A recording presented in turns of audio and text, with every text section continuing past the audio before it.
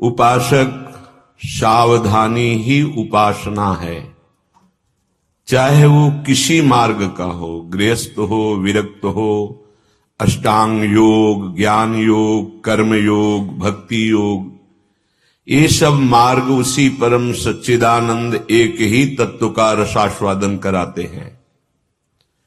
पर उपासना साधना ये सावधानी की है। हम जितनी जितनी वृत्ति नानात्व से हटाकर अपने स्वरूप में, परमात्मा में, भगवान में, प्रियालाल में, जैसी उपासना वैसे ही भगवत तत्व का अनुभव होता है, चाहे वो निर्गुण निराकार या सगुण साकार। आवश्यकता नानात्व के चिंतन के त्याग की है।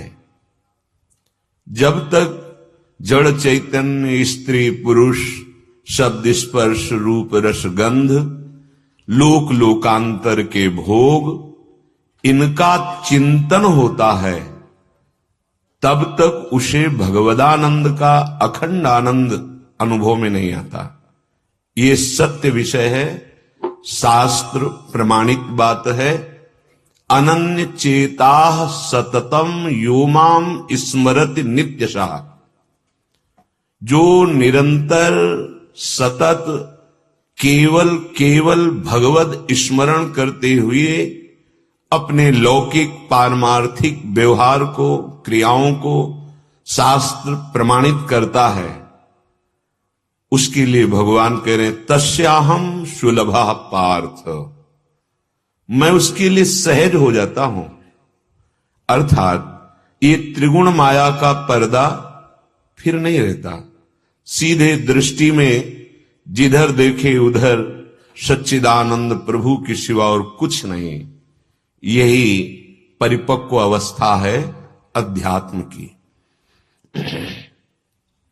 जब तक हमको नानात्व दिखाई दे रहा है, भोगों में सुख बुद्धि है, तब तक हम अभी विषयी साधक के अंतर्गत आते हैं।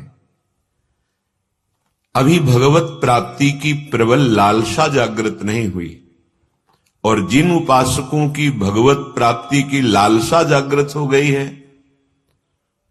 वो पहचान कर लें, नारायण हरि भजन में ये पांचों न सुहात, विषय भोग, निद्रा, हंसी, जगत प्रीति, बहुबात, ये चीज अच्छी ही नहीं लगेगी जो इसका लक्ष्य बन गया है भगवत प्राप्ति।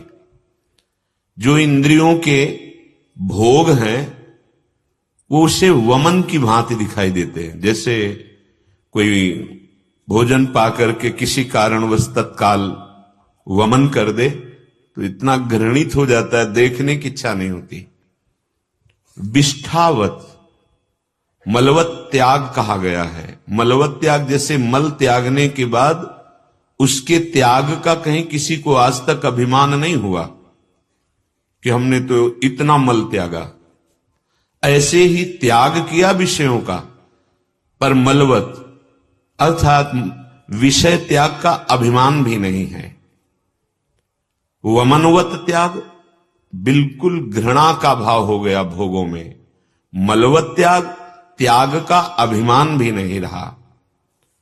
जैसे हमें कोई दंड मिलना हो तो हम बहुत सावधान हो जाते हैं, ऐसे गौरवम घोर रौरवम, गौरव अभिमान ये उपासक के हृदय को छूता भी नहीं है, क्योंकि वो डरता है इस बात से कि अगर कहीं अभिमान आ गया तो मेरा साधन भ्रष्ट हो जाएगा, मेरा साधन छिन जाएगा। इसलिए वो गौरव अभिमान से बचता है। जैसे सूकरी विष्ठा किसी कार्य में नहीं आती, ऐसे ही प्रतिष्ठा उपासक कहीं स्वीकार न कर ले, नहीं तो परमार्थ की ऊंचाई से फिसल जाएगा।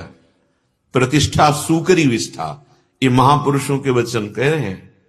वमनवत त्याग, मलवत त्याग, गौरवम घोर रौरवम, प्रतिष्ठा सूकरी विष्ठा, तब विषय भोग का संपूर्णतया त्यागी माना जाता है।